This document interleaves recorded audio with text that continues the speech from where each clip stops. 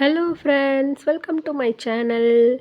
இன்றைக்கி நம்ம சேனலில் ஒரு சூப்பராக சிம்பிளாக ஈஸியாக வந்துட்டு ஒரு மீன் குழம்பு ரெசிபி பார்க்கலாங்க. ஆல்ரெடி ஒரு மீன் குழம்பு ரெசிபி இருக்குது நம்ம சேனலில்.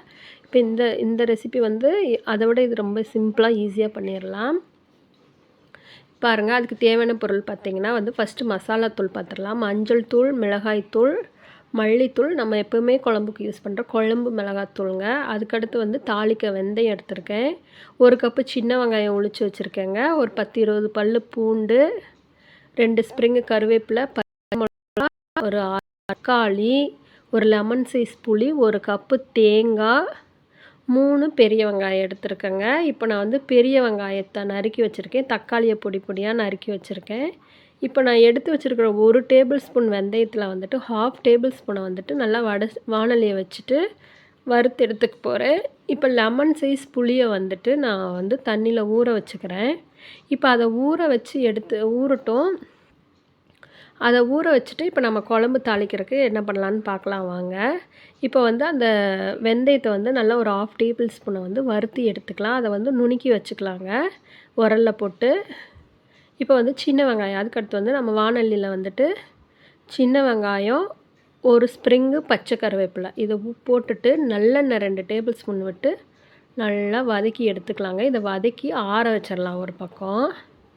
இதை வதக்கி ஆற வச்சதுக்கப்புறம் வந்துட்டு ஒரு வானலியில் எண்ணெய் ஊற்றிக்கலாம். நம்ம நல்லெண்ணெய் தாங்க, முழுக்க மீன் குழம்புக்கு நல்லெண்ணெய் தான்.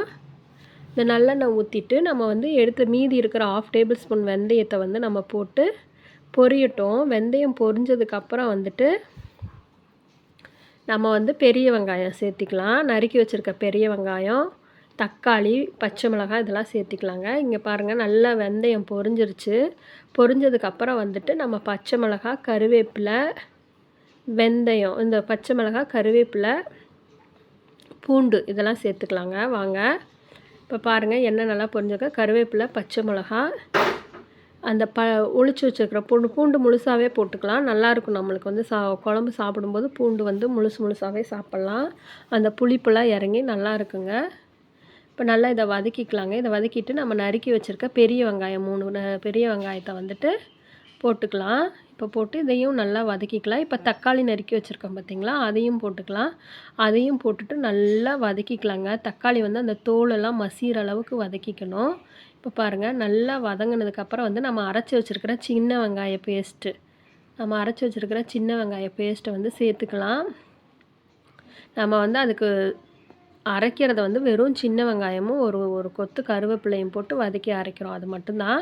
இப்போ அந்த பேஸ்ட்டை போட்டுக்கலாம். போட்டதுக்கப்புறம் வந்து நல்லா வந்து ஒரு 5 மினிட்ஸ் வதக்கிக்கலாங்க. எண்ணெயிலேயே வதங்கினதுக்கப்புறம் வந்துட்டு இதுக்கு வந்து மசாலாலாம் நம்ம ஆட் பண்ணிக்கலாம். பார்த்திங்கன்னா, நான் எடுத்து வச்சுருக்க வந்து மஞ்சள் தூள் 1 டேபிள் ஸ்பூன், மிளகாய்த்தூள் 2 டேபிள் ஸ்பூன், மல்லித்தூள் 2 டேபிள் ஸ்பூனு, குழம்பு மிளகாத்தூள் 2 டேபிள் ஸ்பூனு, எல்லாமே ஈக்குவலாக போடுங்க. அப்போ தான் அந்த குழம்பு வந்து மீன் குழம்பு நல்லாயிருக்கும். இப்போ இது எல்லாமே சேர்த்துட்டேன் பாருங்கள். சேர்த்துட்டு நல்லா வதக்கிக்கலாங்க. அந்த பச்சை வாசனை போகிற வரைக்கும் வதக்கிக்கலாம்.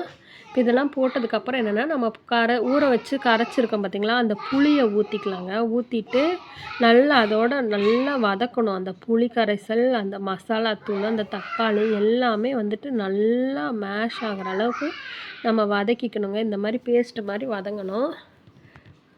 வதங்கினதுக்கப்புறம் வந்து நம்ம அந்த குழம்புக்கு எவ்வளோ குழம்பு வேணுமோ நம்ம அந்த அளவுக்கு தண்ணி விட்டுட்டு, இங்கே பாருங்கள், நல்லா கலந்துட்டு இப்போ வந்துட்டு நல்லா வந்து இங்கே பாருங்கள், கலந்ததுக்கப்புறம் வந்துட்டு ஒரு கொதி விடுங்க. இது கொதிச்சதுக்கப்புறம் இன்னும் கொஞ்சமே நம்ம தண்ணி சேர்த்துக்கலாம். ஏன்னா வந்து அந்த மசாலா வந்து இன்னுமே திக்காக இருக்குது. இன்னும் தண்ணி ஊற்றி நல்லா ஒரு 5 மினிட்ஸ் கொதிக்க விடுங்க. 5 to 10 மினிட்ஸ் கொதிச்சதுக்கப்புறம் வந்துட்டு நம்ம வந்து அந்த தேங்காய் எடுத்து வச்சுருந்தோம் பார்த்திங்களா, 1 கப்பு தேங்காய், அந்த 1 கப்பு தேங்காயை வந்து அரைச்சி அதில் பால் மட்டும் எடுத்து வச்சுக்கலாங்க. அந்த பாலை எடுத்து ஊற்றி நல்லா கொதிச்சதுக்கப்புறம், ஒரு தேங்காய் ஊற்றுனதுக்கப்புறம் எப்போவுமே வந்துட்டு 2 கொதி வந்தால் போதும் குழம்பு.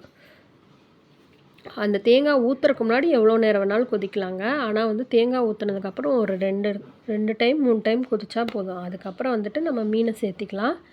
மீன் வந்து நான் 1 கிலோ மீன் நல்லா க்ளீன் பண்ணி, அதில் வந்து எப்போவுமே மீனை ஃபஸ்ட்டே க்ளீன் பண்ணி அதில் மஞ்சள் தூள், கல்லுப்பு, 2 பொட்டு தேங்காய் எண்ணெய் விட்டு நல்லா அதை வந்து ஒரு குலுக்கு குலுக்கி மூடி போட்டுருவாங்க. அப்போதாங்க வந்து அந்த மீனில் வந்து உப்பு நல்லா பிடிக்கும். நம்ம குழம்புல போட்டோன்னே சீக்கிரமாகவே அந்த குழம்பெல்லாம் வந்து நல்லா அப்சர்வ் பண்ணிக்கும். பாருங்கள், மீன் குழம்பு வந்து ரெடி ஆயிடுச்சு. நான் மீனை போட்டு ஒரு 5 மினிட்ஸ் அடுப்பை அப்படியே சிம்மில் வச்சு அப்படியே ஆஃப் பண்ணிடுவேங்க. சூப்பரான சிம்பிளான மீன் குழம்புங்க. இதுக்கு வந்து தேங்காய் பால் தான் ஊற்றிருக்கேன். தேங்காய் மொத்தமாக அரைச்சி ஊற்றல. பாருங்கள், இந்த இந்த ரெசிபி உங்களுக்கு பிடிச்சிருந்துச்சுன்னா மறக்காமல் செல்வாஸ் கிச்சனை லைக் பண்ணுங்கள், ஷேர் பண்ணுங்கள், கமெண்ட் பண்ணுங்கள்.